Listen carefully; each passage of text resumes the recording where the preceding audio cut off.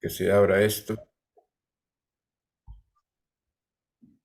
Ay, santo bendito. Ahí sí. ¿Ven la pantalla, hermanos? ¿La ven, verdad? Amén. Sí. Bien, entonces vamos a hacer una oración así cortita en el nombre de Jesús, siempre poniendo todo esto en manos del que todo lo puede, del maravilloso y lindo Jesús, porque así tenemos que llamarlo, que apreciarlo, porque Él es todo para nosotros. Amén. Nuestro amado Jesús, bendito sea su nombre, bendito sea por siempre, porque Él nos ha amado, nos ha rescatado, no le ha importado nuestro pecado, más bien los borra y en su palabra dice que nunca jamás me acordaré de vuestras rebeliones.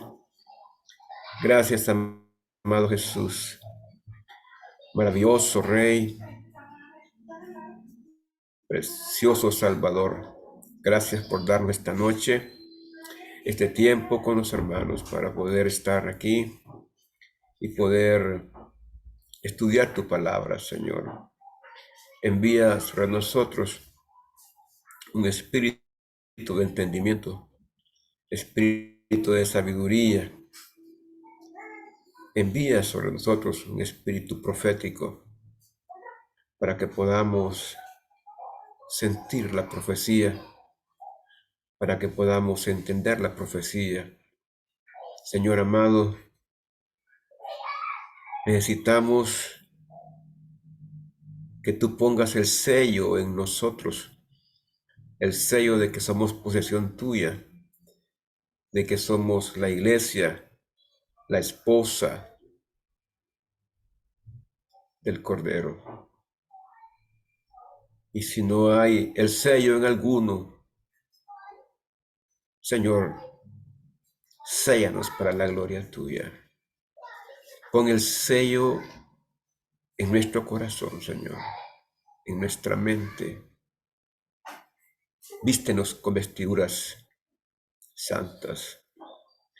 Arranca de nosotros toda inmundicia, todo sucio, toda impiedad.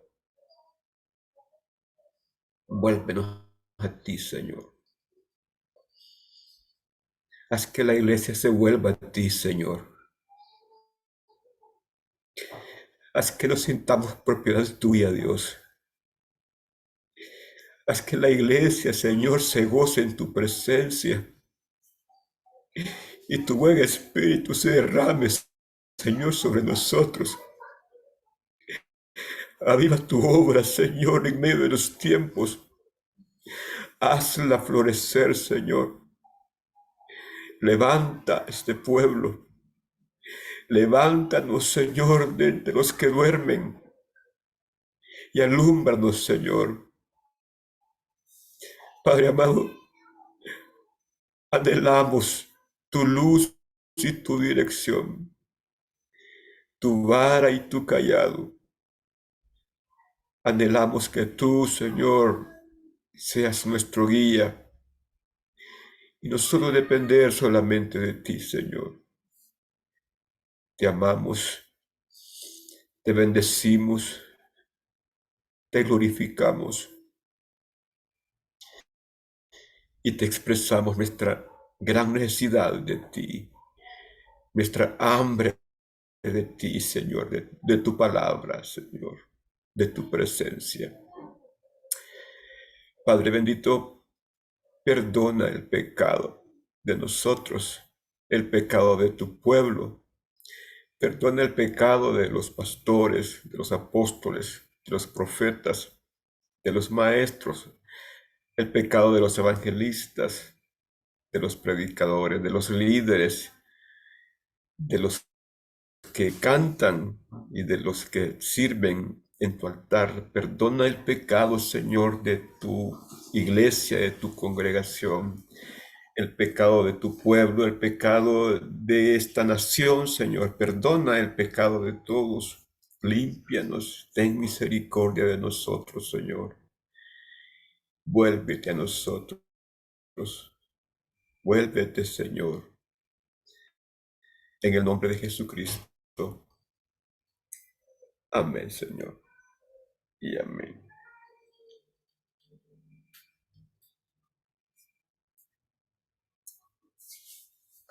Gloria a Dios. La semana pasada estuvimos viendo acerca de, bueno, miramos una hoja descriptiva, ¿verdad? Global de lo que es el libro de Jeremías y estuvimos viendo el contexto histórico, el contexto religioso del llamamiento de Jeremías. Y aquí tengo yo en esta primera página una recapitulación de lo que miramos el lunes pasado. Hablábamos de que el llamamiento de Jeremías fue desde el vientre de su madre, desde que estaba en el vientre, ahora, ¿verdad? En Jeremías 1:5, dice el Señor ahí, antes que te formase en el vientre te conocí, y antes que nacieses te santifiqué, te di por profeta a las naciones. Mire qué interesante. Dice, antes de que fuera concebido, o sea, la idea de Dios de Jeremías la puso en la mente de Hilcías, ¿verdad? Hilcías es el padre de Jeremías, y además de que la puso en la mente, lo puso en los genes de Hilcías, ¿verdad? Algo tuvo que haber hecho que Dios pensó que de Hilcías, sacerdote de Jehová, podría salir el profeta que iba a tener la autoridad para arrancar, para destruir, para derribar, para edificar. Por eso el Señor dice que lo escogió antes de que naciera. En el vientre de su madre lo conoció. Desde ahí, entonces, ya este es un llamamiento muy, muy especial. Es un llamado marcado para ser profeta, como dice el mismo versículo 5, y no solamente profeta, ¿verdad? En general, sí, profeta de las naciones, dice la palabra, que fue santificado. Mire, hermano, la palabra santificar en, en este tiempo, en el tiempo que está Jeremías, santificar es diferente a cómo lo miramos en el tiempo de Pablo, de Pedro, ya en el mundo griego. Ya la palabra santificar había cambiado de connotación. ¿Qué quiero decir con esto? Que en Gadosh, que es la palabra que aparece ahí en Jeremías, santifique, en Gadosh, significa te arranqué del mundo, te saqué de la esfera mundana,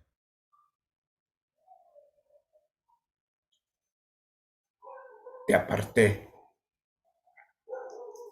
Ese engados significa te arranqué de la esfera terrenal, te aparté para mí.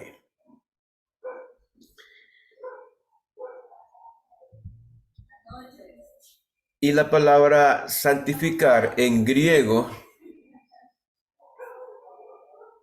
tiene otra connotación.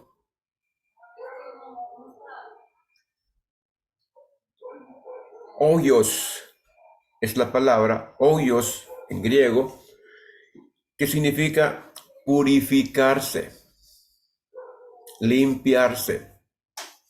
Usted note a Pablo que hace hincapié en que uno debe de limpiarse, que debe de purificarse, que debe de estar haciendo lo necesario para parecer puro. limpio, lavado, pero tal como lo plantea el Señor en la palabra profética, es que Él es el que se encarga de eso. Él nos saca del mundo. Precisamente la palabra iglesia, ekelakeo, que es como Jesucristo lo nombra. Ekalakeo significa apartar del mundo, es hacer un grupo especial. Y como Jesús lo plantea ahí en el libro de San Mateo, Ecalaqueo, que es sacar del mundo, es también como lo planteaban los ancianos de Israel cuando hablaban de aquella palabra Gahal. Los que estuvieron sacando conmigo profetismo, lo miramos en Profetismo 1. Profetismo 1, lo que es la palabra, el significado de la palabra Gahal, y Hadá, que significa escogido para alabar a Dios, escogido para adorarlo. Y Dios hace una escogencia. Y volviendo al tema de Jeremías, cuando leemos en el libro, en el hebreo, el texto de Jeremías, que por cierto, esta palabra sí está en prosa ahí en el libro de Jeremías, quiere decir que es una palabra muy seria, muy formal, y el Señor le dice ahí en el versículo 5, antes que te formas en el vientre te conocí, y antes que nacieses te santifiqué. Santifiqué. O sea, no había lugar para desviarse. Eso quería decir que Dios mismo lo tenía agarrado, como aquí sí yo creo que la palabra cabe, ¿verdad? Que lo tenía agarrado del pelo, ¿verdad? Y ahí no había lugar para pataleo, ni para pataleo tan siquiera. Pero noten ustedes que esta sí está, es un verso en prosa. Mire qué bonito lo que dice aquí. Antes que te formase en el vientre, te conocí, y antes que nacieses te santifiqué. Te di por profeta a las naciones. O sea, le puso una marca, y esa marca significaba que Dios había acomodado toda la genética de Jeremías. Todos los genes de Jeremías fueron reacomodados. En parte, los genes de la madre y el padre estaban en Jeremías sumados a los genes de Dios, porque Dios había puesto su marca en Jeremías. Y es interesante porque cuando Dios llama a alguien al ministerio, Dios pone sus genes en esa persona. Mire, quiero que me entienda esta expresión, porque es que ahora hay algunos que se llaman Dios solo, ¿verdad? Disculpen que me ría, pero es que me da ganas de reír en el sentido de que cuando Dios llama a alguien, Dios pone de su espíritu en esa persona. Dios pone un espíritu profético, Dios pone un espíritu apostólico, Dios pone un espíritu de maestro, un espíritu evangelístico, aleluya. Dios pone un espíritu, parte de su espíritu en esa persona, pone sus genes en esa persona. Contrario sensu, como dicen los leguleyos en sentido contrario, los que se llaman ellos solos, los que Dios no llama, lo que les llega es un espíritu del mundo. Pueden tener un lenguaje religioso, un lenguaje eclesiástico, pero es todo por encima, porque Dios no los ha llamado. Entonces en ellos puede un espíritu de competencia, un espíritu de egoísmo, un espíritu de avaricia, un espíritu metálico, hablando en términos monetarios. Y muy poco les va a interesar el designio de Dios para las vidas. Entonces, mire lo que el Señor dice. Y yo quiero que este llamamiento de Jeremías lo veamos, aunque nos tomemos un tiempito, pero que lo analicemos bajo el esquema del llamamiento de Dios. Porque aquí dice el Señor que antes, y eso mismo lo dice San Pablo en el libro de Filipenses, que el Señor antes que naciésemos ya había pensado en nosotros. O sea, que no es cualquier calcetín el que se va a poner en este pie. En otras palabras, ¿verdad? No es cualquier cosa, no es cualquier enchilada, hermano. Sí, es el ministerio de Dios, es el reino de Dios. ¿Cómo es que cualquiera se va a meter al reino de Dios sin haber sido llamado? Si el reino de Dios se edifica para la eternidad y se reviste de eternidad, por tanto, el que la edifica, el que trabaja en ese edificio, debe tener espíritu eterno, y el espíritu eterno solo Dios lo da, no lo da el hombre. Aquí seguimos más adelante. Marcado para ser profeta, llamado, santificado, escogido, predestinado para ser siervo de Dios. Que ese llamamiento viene acompañado de una promesa, de la promesa de Dios. Yo estaré contigo, el versículo 8 dice ahí, no temas delante de ellos, porque contigo estoy para librarte, dice Jehová. ¿Cuál era el gran dilema? El gran dilema es que el Señor primeramente lo manda a profetizarle a los sacerdotes.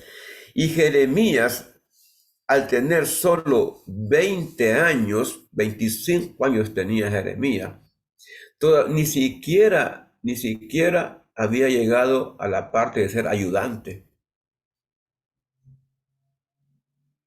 Era un niño y le tenía que ir a profetizar a los sacerdotes, a los maestros, a los que ya conocían, a los que tenían la palabra en la boca de ellos, la palabra de Dios. Entonces a cualquiera le da temor. Es como que Dios llame a un jovencito de la iglesia y le diga, vas a ser maestro de los 4 pastores de aquí para allá. Y les va a enseñar a pastorear, les va a enseñar a dirigir, a ministrar. Y el joven dice, pues ¿y cómo voy a hacer eso? Ellos son los pastores. Y yo estoy joven, estoy aquí con muy poco experiencia, poco conocimiento. ¿Cómo lo voy a hacer? Pues bien, dice el Señor, no les tengas miedo. Yo estaré contigo para librarte.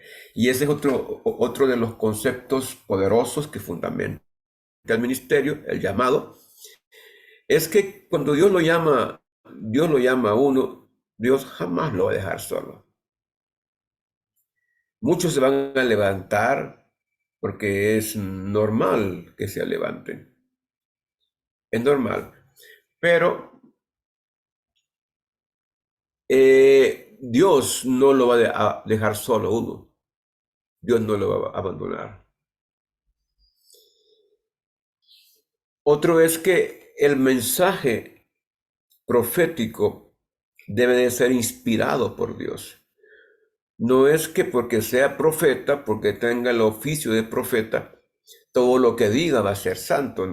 Es el mensaje en el momento que él hable. En el nombre de Jehová, ese mensaje debe ser inspirado por Dios. El versículo 9, su palabra dice, y extendió Jehová su mano y tocó mi boca y me dijo Jehová, he aquí he puesto mis palabras en tu boca. Miren qué interesante. Tocó su boca y dice, he puesto mis palabras en tu boca. Y así como lo dice el libro de Romanos capítulo 10, versículo 8, cuando dice el Señor ahí, que, ¿qué es lo que dice? Romanos capítulo 10, versículo 8. ¿Qué pues dice? Cercana está la palabra en tu boca y en tu corazón para que la creas. Así es, ¿verdad? Así dice. Lo voy a buscar mejor porque vaya y me equivoqué. Es que tengo la vida cerquita aquí, ahorita me voy a reír.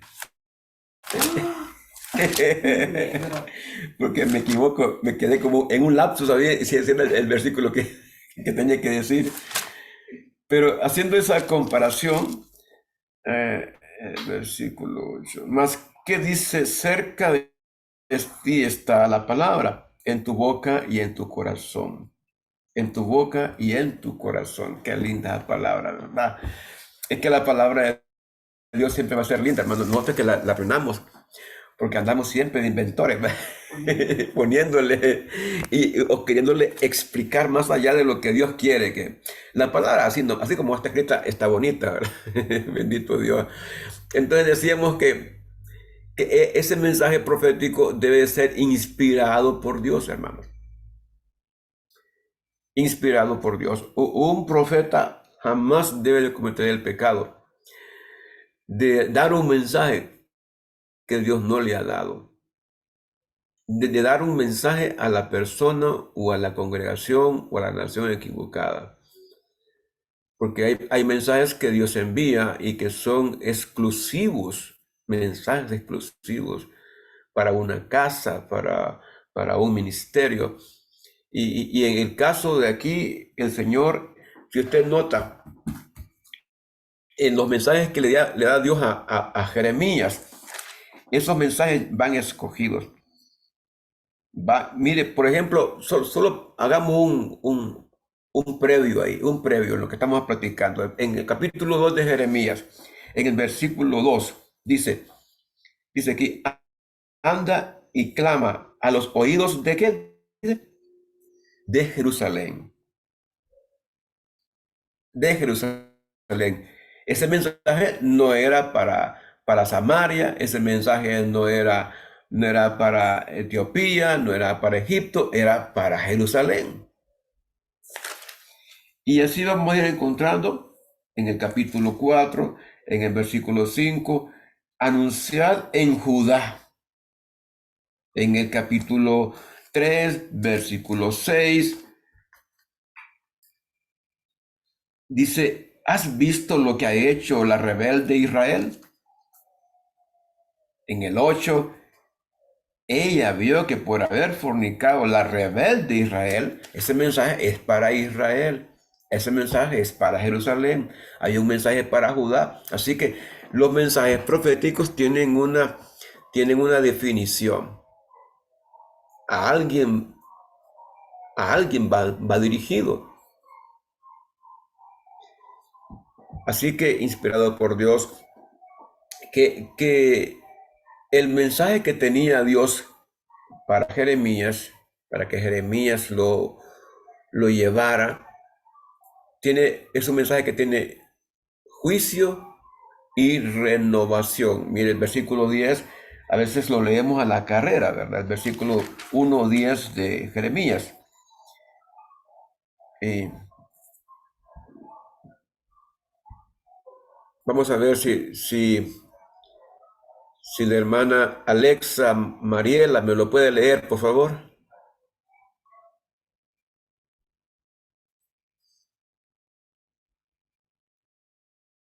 ¿O no está? ¿Me escuchó? Amén, aquí estoy. Ah, vaya, pues. Perdón, me perdí. Ve, Estoy Es escuchando el perro. Jeremías, hija. Estoy escuchando el perro que lloraba al fondo. Y aquí todo uno escucha. Jeremías, qué padre. 1:10. Jeremías Mi, 1:10. Mira que te he puesto en este día sobre naciones y sobre reinos, para arrancar y para destruir, para arruinar y para derribar, para edificar y para plantar. Mire qué interesante, gracias. Amén. Mire qué interesante, hermano, ¿verdad? Que el Señor le dice a Jeremías, te he puesto sobre naciones y reinos para arrancar,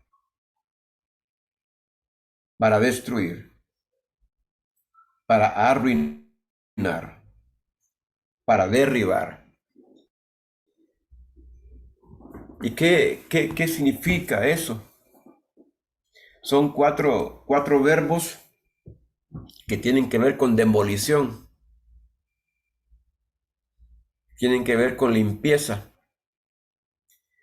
Pues Dios no va a hacer algo nuevo en medio del sucio, en medio de las estructuras de este mundo, en medio de los conceptos e ideas de este mundo y en medio del pecado de este mundo. Dios le dice a Jeremías, vos vas a arrancar todo lo inmundo, todo lo sucio, todo el pecado que hay en ese pueblo. Y una vez que arranques todo eso, voy a plantar, voy a edificar en ellos, voy a construir algo nuevo. Y eso es lo que a veces no entendemos, porque queremos que Dios nos haga el milagro, queremos que Dios nos ayude, queremos que Dios intervenga en nuestra vida, pero solo en el área donde estamos cojeando, solo el área que nos duele, el resto que no lo toque Dios. Y no es cierto, si Dios interviene en una persona, interviene en una nación, Dios quiere cambiarlo todo. Mire, si alguien tiene dolor en el ojo, y la gente dice, no, es que el ojo es que me duele, que Dios me sane el ojo. No, hombre, si es que el ojo es parte del cuerpo, y luego todo el cuerpo tiene que ser sanado. A lo mejor le puede sanar el ojo y el mal queda muy adentro todavía. Queda en el corazón, el mal queda en el cuerpo, queda en la sangre, queda en las células. Y entonces muchas veces lo que necesitamos es ser transformados completamente. Y eso es lo que Dios quiere. Dios quiere transformar a su pueblo, su iglesia transformada, no solamente cambiada un aspecto, solo el aspecto para el caso hablemos de la edificación, hablemos de la alabanza, hablamos de las ceremonias, de la liturgia, hablemos del concepto ambiente. A veces que creemos que tenemos un buen ambiente, que tenemos un buen templo y eso es suficiente. Otros creen que con tener un buen equipo de sonido es suficiente. Otros creen que con tener un buen equipo de alabanza es suficiente. No, nada de eso es suficiente. Va a ser suficiente cuando todo sea transformado. Cuando el conjunto universo del reino de Dios en nosotros sea transformado. Por eso es que la palabra bendita siempre nos está diciendo, y el mismo Jesucristo lo dijo en palabras muy sencillas, que no se puede poner un parcho nuevo en un vestido viejo. ¿O creen que sí, hermanos?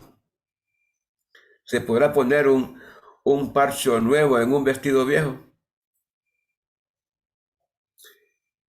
O al contrario, un parcho viejo en un vestido nuevo. No, pastor. Que alguien me explique cuando dice por ahí, ¿cómo podría hacer eso? Que alguien me explique cómo podría hacer eso, cómo la gente quiere recibir de parte de Dios los milagros, las bendiciones, las promesas, pero solo en el área que ellos creen que necesitan y no en todo su ser. En todo su ser. Y abro este espacio para que ustedes puedan opinar en el nombre de Jesucristo.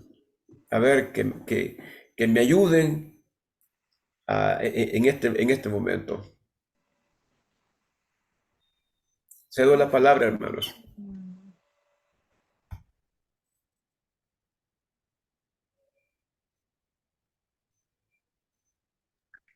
Pero no se peleen tampoco.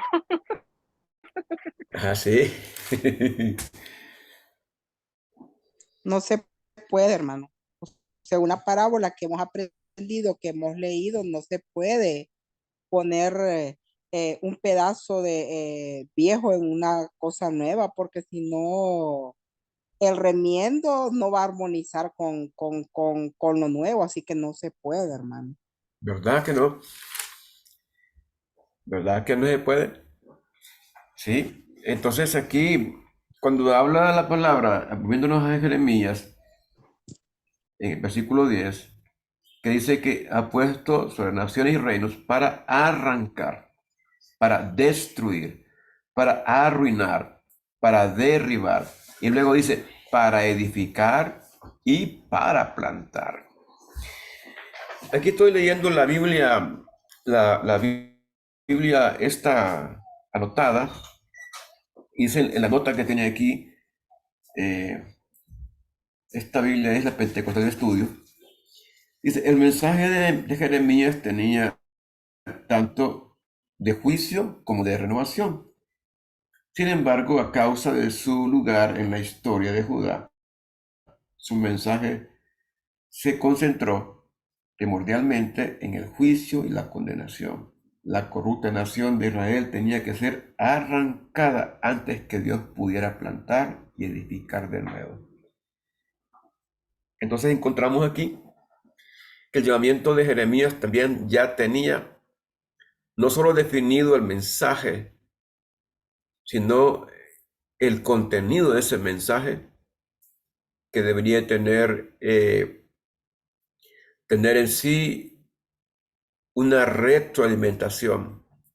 Israel debería de sentir el peso de esas palabras tanto que lo obligara a cambiar.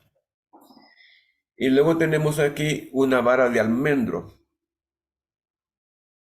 Y la vara de almendro, es que el almendro llega un momento que queda pelón, queda sin hojas, sin nada, y pareciera que estuviera ya seco. Pero luego comienza a reverdecer. Y aquí yo le puse una vara de almendro, Dios vivo, para guiar el curso de la historia. Porque es que el pueblo de Israel, versículo 11, vamos a leerlo, dice, la palabra de Jehová vino a mí diciendo, ¿qué ves tú, Jeremías? Y dije, veo una vara de almendro. Y me dijo Jehová, bien has visto, porque yo apresuro mi palabra para ponerla por obra.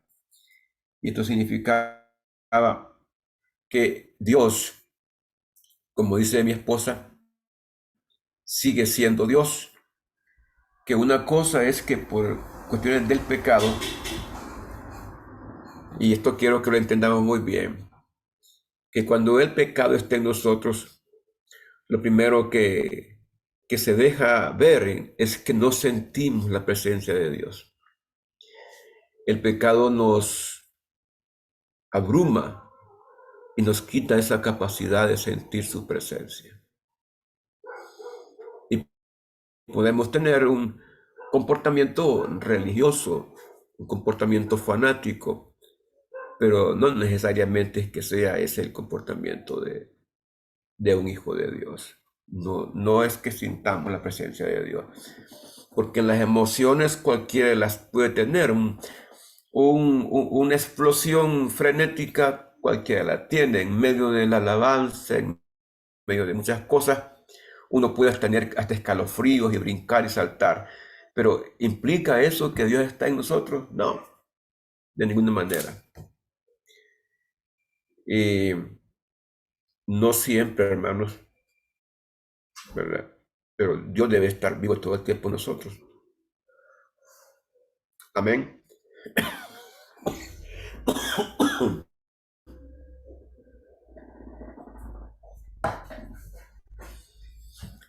Y lo último es que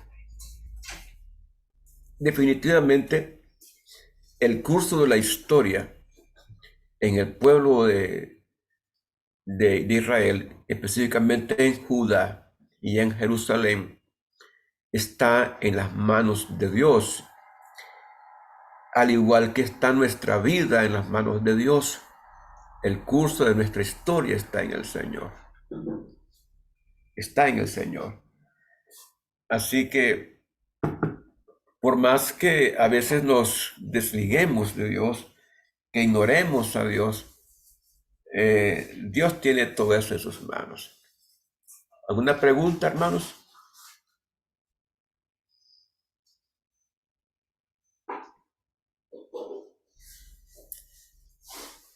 ¿Vamos a hacer alguna pregunta?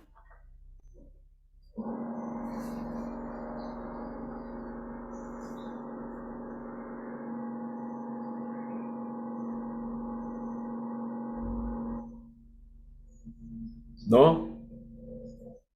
Bien. Ah, en el capítulo 2 de Jeremías, como veo que no quieren participar, pues voy a ir rápido.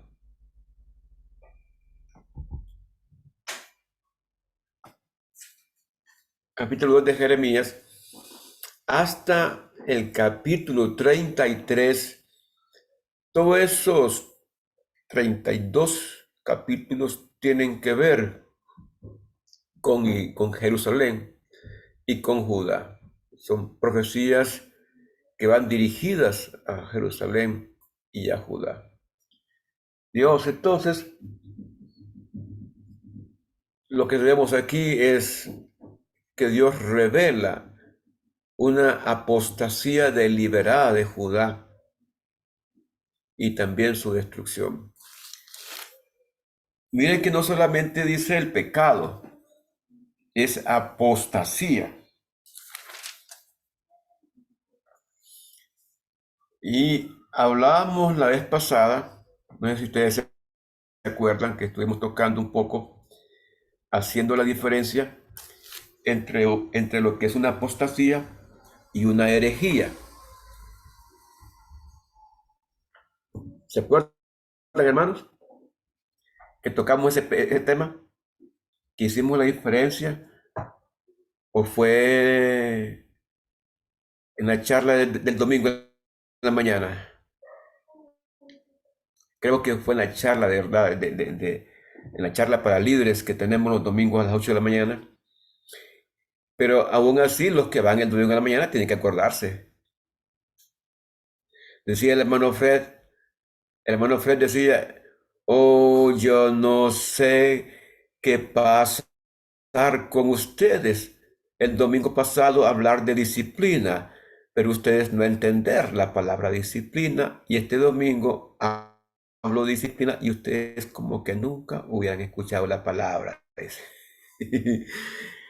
Pero la diferencia entre apostasía y herejía es que la palabra etairisis, mire, es una palabra que tiene un doble sentido, ¿verdad? Un sentido un poquito difícil, duro, porque significa uno que contamina la doctrina. Y esta palabra de contaminar no solamente tiene ese sentido de torcer la escritura, torcer la enseñanza. No, es todavía más profunda, porque la palabra etairis en el griego se utiliza para prostituir. La palabra prostitución viene de esa raíz. O sea, contaminar, ensuciar la palabra. Ese hace el hereje, el herético, el que cambia, el que transforma una palabra por otra, el que quiere cambiar el sentido a la palabra de Dios. Y el apóstata es el que contradice la palabra de Dios. Se vuelve como enemigo de la verdad.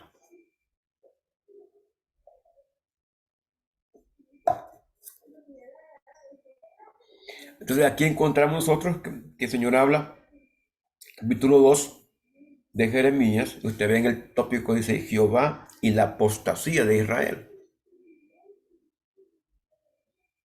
Es como Israel había contrariado, se había olvidado. Y aquí en el libro de Jeremías, capítulo 2, versículo 2, dice, anda y clama a los oídos de Jerusalén, diciendo, así dice Jehová, me he acordado de ti, de la fidelidad de tu juventud, del amor de tu desposorio, cuando andabas en pos de mí en el desierto, en tierra no sembrada. Santo era Israel a Jehová, primicias de sus nuevos frutos. Todos los que le devoraban eran culpables. Mal venía sobre ellos, dice Jehová. Ahora mire lo que dice el versículo 4.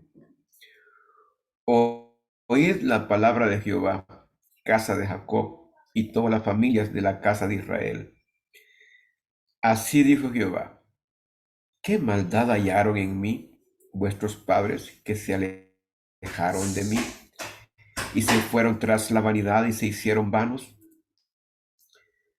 Y no dijeron: ¿dónde está Jehová, que nos hizo subir de la tierra de Egipto, que nos condujo por el desierto, por una tierra desierta y despoblada, por tierra seca y de sombra de muerte, por una tierra por la cual no pasó varón, ni allí habitó hombre?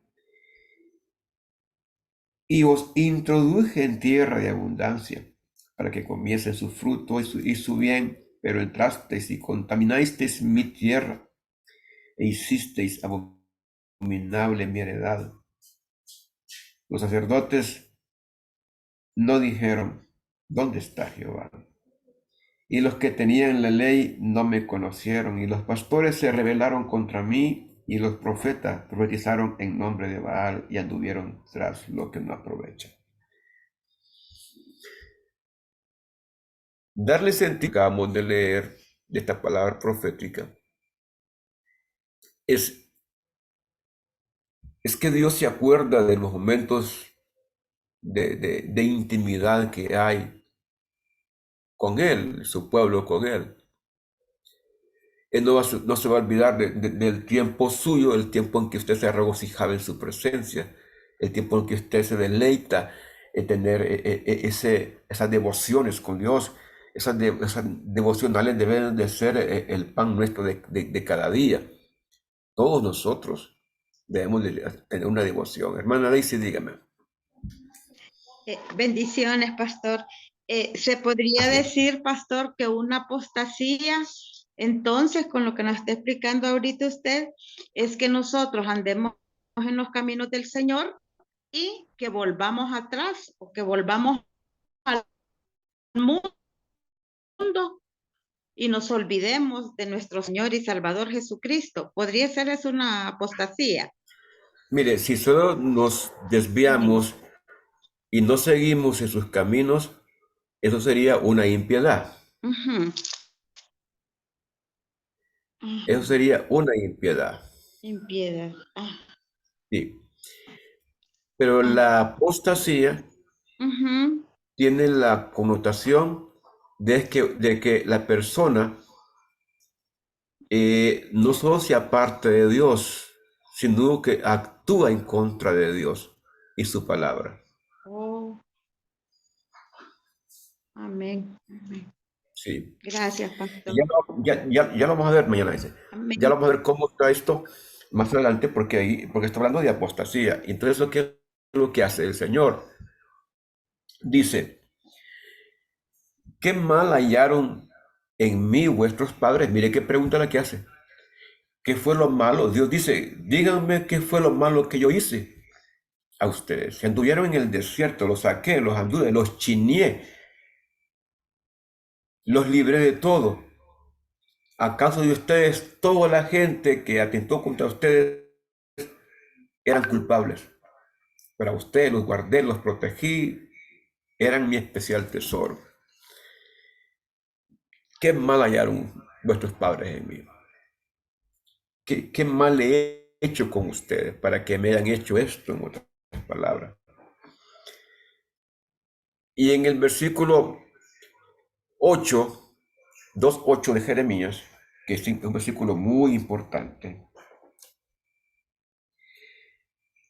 dice: los sacerdotes nos dijeron: ¿dónde está Jehová? ¿Dónde está Jehová? Y ya arriba en el versículo 6 también: y no dijeron: ¿dónde está Jehová?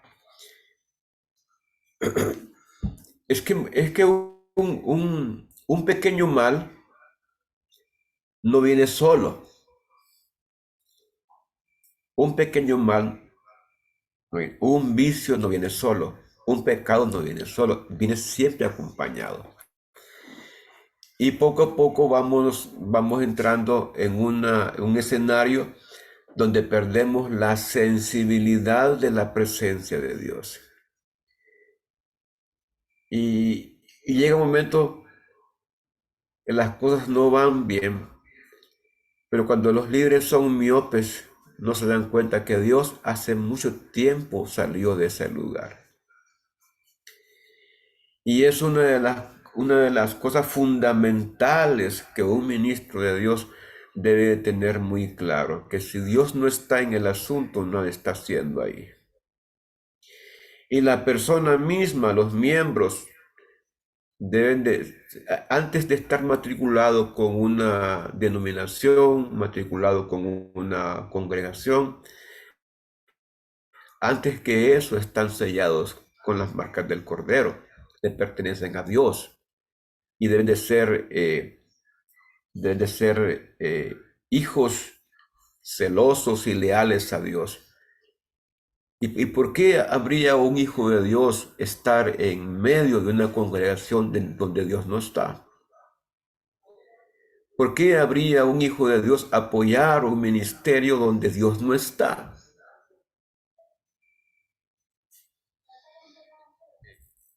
Quiero que me entiendan esto, hermano, porque este es el momento donde los verdaderos hijos de Dios deben de estar donde está la palabra verdadera de Dios. Uno puede estar viviendo en un esquema como de espejismo, ¿verdad? Que todo se mira bonito, el trasfondo ordenado, la música y todo, y los mensajes son bien ordenaditos, con palabras muy sofisticadas, pero la esencia de Dios no está ahí. A donde tenemos que estar nosotros, es donde yo pueda sentir la presencia de Dios. ¿Y cómo me voy a dar cuenta que estoy en el lugar correcto? ¿Cómo sabré que estos predicadores que solo son ademanes y gritos y saliva hoy día, ¿verdad? Y una palabrería que tienen embobados a muchos, pero el trasfondo de ellos, y me decía alguien, me llamó de los Estados Unidos, mire, me dice, usted le dio like a un vividor que está ahí en Honduras. Pero aquí en lo que es Texas lo tenemos conocido como un vividor, dice un sinvergüenza. Pero en Honduras lo tienen como el gran profeta. Andan para arriba y para abajo, tengan cuidado con eso. Aquí vino a vivir a mucha gente pidiéndole dinero, haciendo que le entregaran cadenas de oro, anillos de oro y todo lo demás. Y eso se lo lleva, dice, y nadie sabe en qué anda. Pues yo no puedo juzgar a nadie por eso. Pero a donde quiero llegar, el asunto es que antes que las palabras, como dice Primera de Corintios, capítulo 19, capítulo 4, versículo 19 y 20, ¿verdad? Cuando San Pablo dice, espero llegar a vosotros. Y cuando llegue a vosotros, espero ver el poder que obra en vosotros y no las palabras, porque el reino de Dios no consiste en palabras, sino en poder. Y Jesucristo lo dijo más claramente, por sus frutos los conoceréis, hablando de los profetas. Entonces, ¿cuál es el ministerio? ¿Cuál es el ministerio que tiene a Dios? Que Dios es el centro, que Dios está guiando y que la motivación del ministerio, que la motivación de cada mensaje, de cada alabanza, la motivación es que Dios es el centro de todo.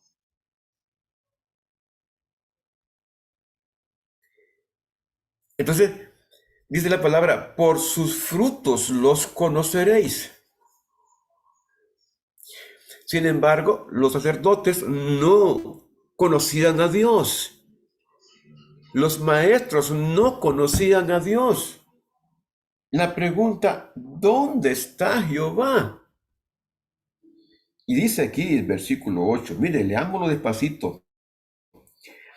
Los sacerdotes no dijeron, ¿dónde está Jehová? Y los que tenían la ley no me conocieron. Y los pastores se rebelaron contra mí. Por eso hablo de la apostasía, porque se rebelan contra Dios. Y los profetas profetizaron en nombre de Baal y anduvieron tras lo que no aprovecha.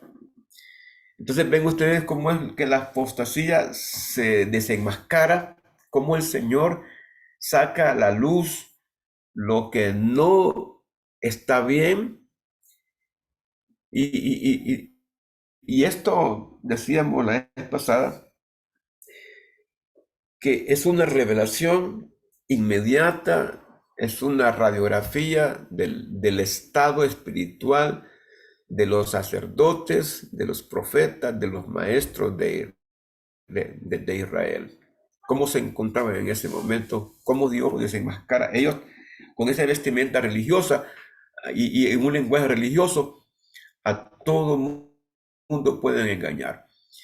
Y eso es lo que queremos que entendamos, que este mensaje profético también es aplicable en este tiempo. Bajo el lenguaje religioso, bajo la vestimenta religiosa, se esconden muchas cosas. Muchas cosas.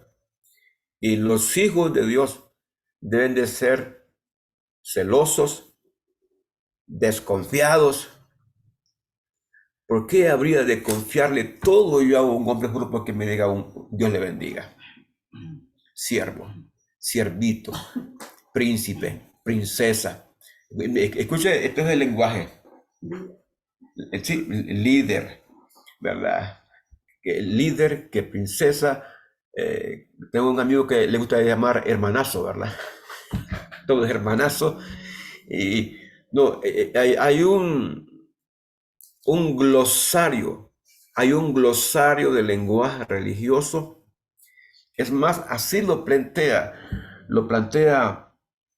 este autor moderno de la iglesia, y el crecimiento, Peter Wagner, en ese libro Terremotos en la Iglesia, que habría que cambiar el lenguaje que tenemos. Lo dice Rick Warren también en ese libro de Liderazgo con Propósito, que hay que cambiar el lenguaje nuestro, porque ese lenguaje aleja a la gente, y entonces le van cambiando el chip al líder, a la persona, al siervo de Dios, para hablar con un lenguaje que el mundo entienda. Pero mucho cuidado con cambiar todo ese lenguaje, porque lo que no debe cambiar es la palabra de Dios, el trasfondo de la palabra de Dios. Y yo no voy a torcer la palabra para que diga lo que el mundo quiera oír. Si la gente en el desierto lo que le pedía a Moisés era carne. Me decía alguien, ¿sabe por qué voy a la iglesia? ¿Por qué? Porque ahí en esa iglesia a uno lo tratan bien, no lo ofenden. Entonces yo veo que el siervo que está ahí, el ministro que está ahí, es humano, dice. Y él dice, échense una copita, eso no les va a dañar. Y invítenme a mí para estar con ustedes ahí, para asegurarme que no van a pasar más de la copita que yo les digo.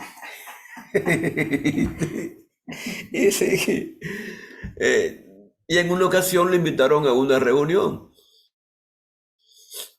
Y un doctor estaba ahí, y el doctor vio a ese líder de esa iglesia. Llegó el líder a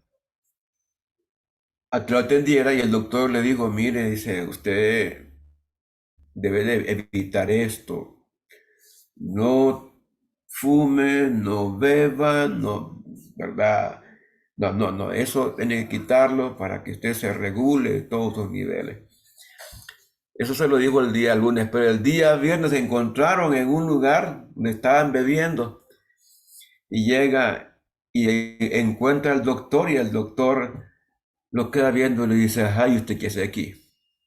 No, dice que ando aquí celebrando, y se me invitaron a celebrar con todos ellos, dice que me quieren a mí acá, y está muy bien, le dice. ¿Te acuerdas que le dije que no podía beber, verdad? Le dice. No, pues claro, sí, sí, sí. Pero solo por hoy le dice, y porque está conmigo aquí, eché una copita, le dijo el doctor, ¿verdad? Y entonces el religioso, solo una le dice, no sea grosero, hombre, no, pero de todas maneras usted no puede porque mañana tiene que dar, dice, servicio. No, pero yo me levanto tranquilo, o sea, con dos, tres copas yo al siguiente día amanezco, no, no amanezco de goma, puedo dar, dice, puedo ministrar. Y usted se puede imaginar que la gente, sí, sí, voy a ese lugar porque el hombre es humano y tiene los mismos males que tengo yo, él me va a entender. Miremos lo que la palabra dice aquí. Mire, hermano, esto es interesante, porque a partir del versículo 9, 2:9 de Jeremías, yo aquí voy despacio, pero dicen que es mejor ir despacio que como en la letra, ¿verdad? Dice el verso 9, por tanto, contenderé aún con vosotros, dice Jehová, y con los hijos, y con vuestros hijos pleitaré. Mire, mire lo que dice. Son dos palabras bien, bien complicadas. Contende, perdón, contenderé. ¿Qué significa? Voy a discutir con ustedes y con los hijos de ustedes yo voy a pelear. Porque pasad a las costas de Quintín y mirad, y enviad Cedar y considerad cuidadosamente, y ved si se ha hecho cosa semejante a esta. ¿Acaso alguna nación ha cambiado sus dioses? Mire qué interesante. ¿Acaso alguna nación ha cambiado sus dioses?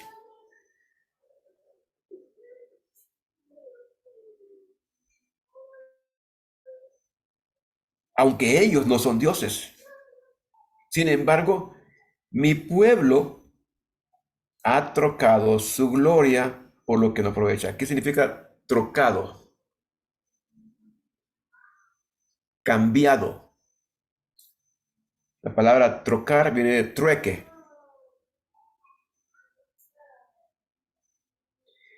Cambiado. Dice, sin embargo, mi pueblo ha cambiado, ha hecho trueque su gloria por lo que no aprovecha. Espantaos cielos sobre esto y horrorizaos, desolados en gran manera, dice Jehová, porque dos males ha hecho mi pueblo. Número uno, me dejaron a mí, fuente de agua viva. Ay, tremendo. Y cavaron para sí cisternas rotas que no retienen agua. Mira, a mí me pega escalofrío esto, hermano. Me da escalofrío. Realmente Dios está incómodo, está molesto con Israel. Y Dios le está diciendo a Israel, te voy a confrontar y te voy a decir, ¿cómo es que te has vuelto mi enemigo?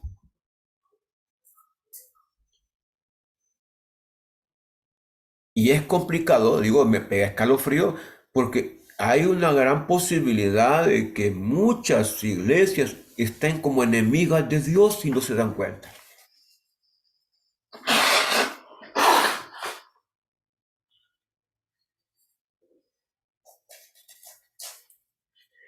Con el afán de llenar un lugar, un templo, un espacio, se han desarrollado liturgias que su génesis es infernal.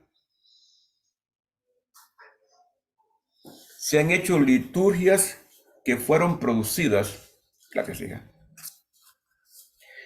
por sociedades secretas, oscuras. Y le voy a decir algo, por ejemplo, hace algunos años aquí estaba la fiebre de los encuentros. Y dentro de los encuentros estuvieron celebrando algunas cosas místicas que eran prohibidas decirlas acá afuera. Actividades que se hacían en el encuentro que no se podían publicar acá afuera. Hacían un pacto para guardar el secreto de lo que se hacía allá. Y sabe una cosa, que la mayor parte de esas liturgias nacieron en el seno de una sociedad secreta que estaba o está enquistada en la Iglesia Católica, que tiene que ver con el oscurantismo, meter en un ataúd a una persona, hacer la liturgia de como que estuviera muerto. Y sabe que esa liturgia la hicieron los jesuitas allá por el año 1520-25 y la mantienen todavía ellos como un proceso de iniciación para salir del noviciado al ordenamiento. Los pasan por un cajón, un ataúd, los tienen ahí 24 horas. Tienen que pasar ese proceso de su oscurantismo. Y muchos pastores le dieron aquí una connotación como que fuera algo místico, como que algo fue revelado. Mire, hermano, y había mucha gente, venía emocionadísima, llena de emoción y todo. Me decía un muchacho, fuimos al encuentro 127 y de los 127 solo hemos quedado 5 en la iglesia. Y le digo, ¿y por qué tanta decepción? Y le digo, cuénteme qué es lo que hacen en el encuentro. Para mí no era nada nuevo porque yo había estudiado los encuentros. Era parte de mi estudio y presenté un trabajo sobre el crecimiento en la maestría que yo estaba sacando sobre sectas y herejías. Me tocó estudiar los libros de César Castellanos de Colombia y todo el concepto de los 144.000, que se llama un libro que él tiene, el proceso del gobierno de los 12. Entonces leí todos los libros de él y toda la literatura. Y hay un libro que él no lo entrega a cualquiera, es un libro muy secreto, que ya es la parte muy íntima, muy íntima. Él dice, esto no lo puedo compartir porque es mi revelación y mi propia revelación. Entonces yo digo, si algo es de Dios, ¿por qué lo voy a esconder? El mismo Cristo dice, lo que escuché en secreto, darlo a luz público, parado en las azoteas y publicarlo. Si algo es de Dios y es para liberar, ¿por qué lo voy a esconder? Entonces, estas actividades ultra secretas, estas actividades místicas, ¿verdad? No tienen nada que ver con Dios. Y dice la palabra aquí, y profetizaron en nombre de Baal.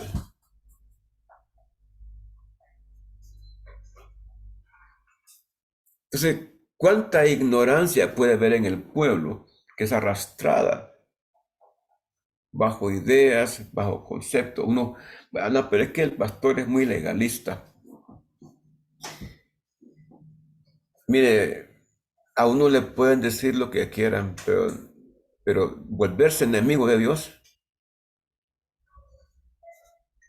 como me decía un pastor, amigo mío, me dice, déjate esa tontera que tenés vos, deja eso, metete, mira, me dice yo, ese carro me lo compré, mira esa troca que me compré, 2 encuentros me hice, y con 2 encuentros me compré el carro.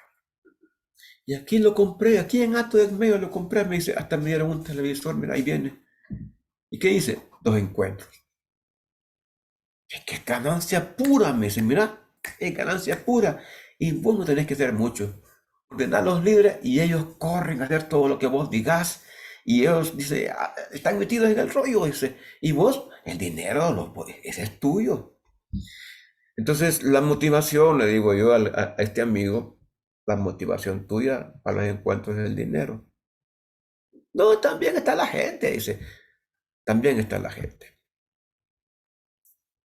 Que sea la gente, que sea el dinero, que sea el crecimiento, que sea el algarabía. Si la motivación no es Dios, ya está mal, hermanos.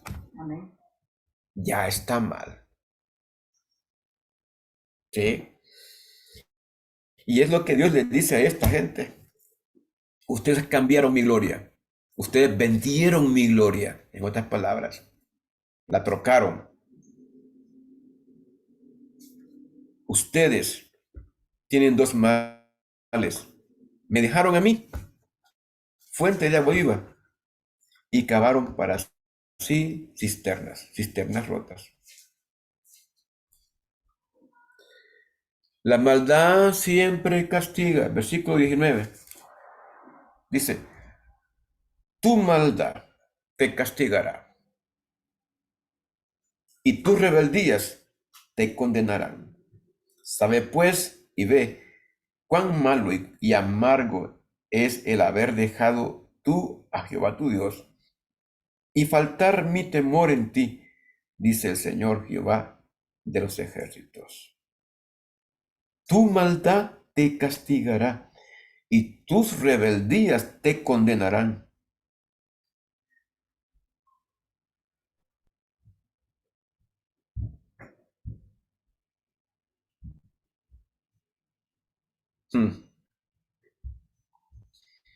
En el versículo 21, el Señor le dice, yo te planté de vid escogida, simiente verdadera toda ella. ¿Cómo pues tú me has vuelto sarmiento de vid extraña?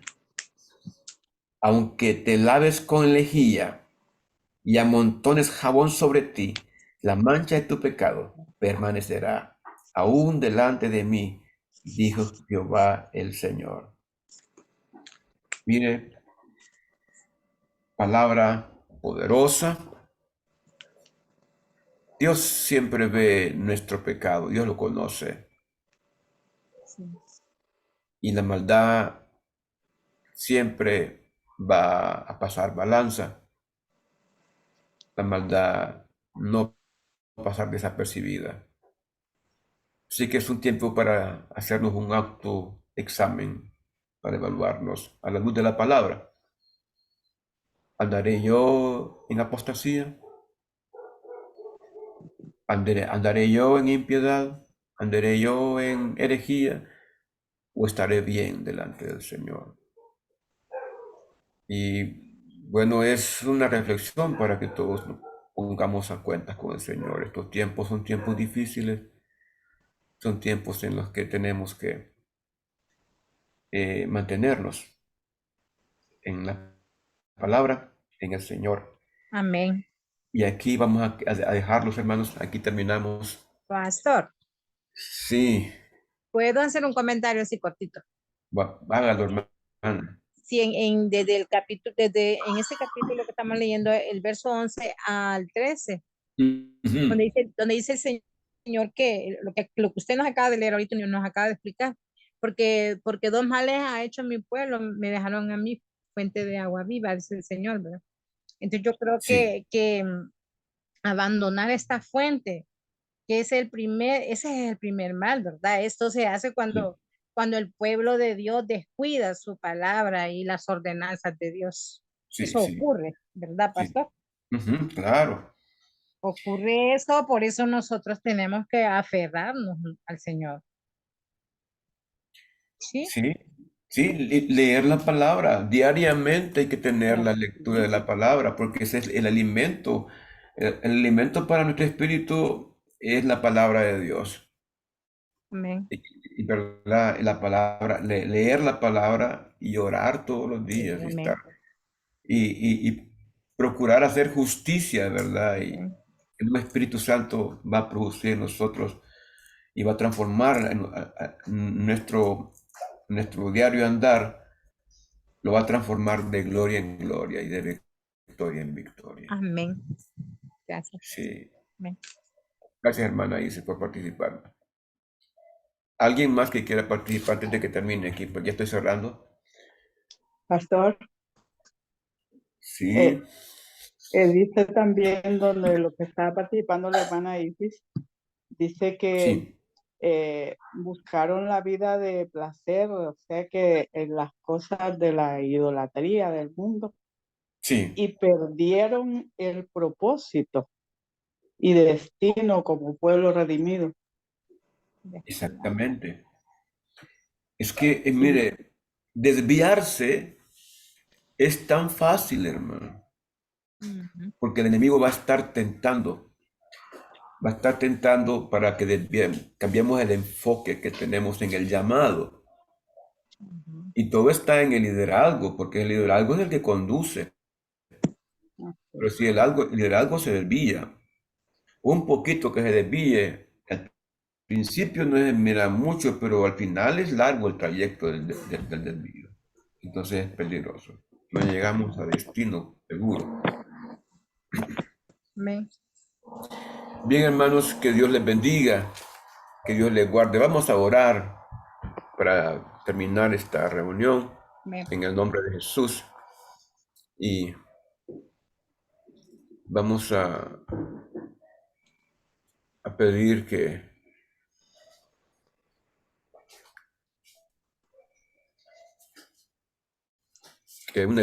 una hermana pueda dirigirnos en oración. Amén. Hermana Daisy, por favor, dirigen en oración, hermana Daisy. Amén. Amado Dios y Padre Celestial, hoy queremos honrar y bendecir tu santo nombre. Gracias, Padre, por traernos a través de nuestro Señor Jesucristo y a través de tu Espíritu Santo lo que es la revelación de tu palabra profética, Señor. Gracias, Dios. Te podemos pedir hoy, amado Padre Celestial, en el nombre de Jesús, que podamos decir que tu Espíritu nos guía a toda verdad y que tenemos un llamado en Cristo Sí, Señor. Jesús, Señor, para hacer tu santa y perfecta voluntad, Sí, Padre. para que no seamos apóstatas de tu fe, Señor. Sí, Que Señor. cada día nosotros busquemos la santidad, Señor, para hacer tu santa y perfecta voluntad. Jesús. Gracias, Señor, por cada palabra que nos enseñas a diario, Señor. Sí, Padre. Pero, Señor, que no solo la retengamos como un consejo, sino que la podamos poner en práctica, Señor, en el nombre de Jesús. Gracias, Dios, porque así como a Jeremías tú lo escogiste desde el vientre de su madre, Señor, tenemos la convicción de que tú nos has elegido a nosotros como tus hijos, Señor, aún desde el vientre de nuestra madre, para que llevemos el evangelio a toda criatura, el evangelio de Cristo, Amén. nuestro Señor, nuestro Redentor y nuestro Salvador. Gracias, Padre, gracias, Jesús, gracias, Espíritu Santo. Amén, amén y amén. Amén. Hermanos, Dios me les bendiga, Dios me les guarde. Si Dios quiere, estamos el día lunes para que terminemos esta lección que llega hasta el capítulo 6. Y luego vamos a seguir con el resto ya de cómo Dios nos exhorta a que mejoremos nuestros caminos, nuestro andar con Él, ¿verdad? Amén. Que Dios les guarde, y siempre acuérdense que hay que estar alertas, escuchemos todo, retengamos lo bueno, hermano. Y por los frutos se conocen los siervos, los ministerios, Amén. no es Amén. tanto palabras, sino los frutos. Que Dios les guarde. Amén, pastor. Amén, Ruego al pastor. Señor que lo sane, pastor, que restaure su Amén, salud. amén, en el nombre de Jesús. Él llevó toda dolencia a la cruz del Amén, Calvario. Le amén. declaramos Sea sanidad santo para en el su nombre de vida. Jesús. En el nombre de Jesús. Amén, hermana, amén. Amén. Amén. Dios le Gracias. bendiga, pastor. Buenas noches, Dios les bendiga y guarde. Bendiciones, bendiga. amados. Bendiciones. Buenas noches a todos. Dios bendiga. Amén, amén.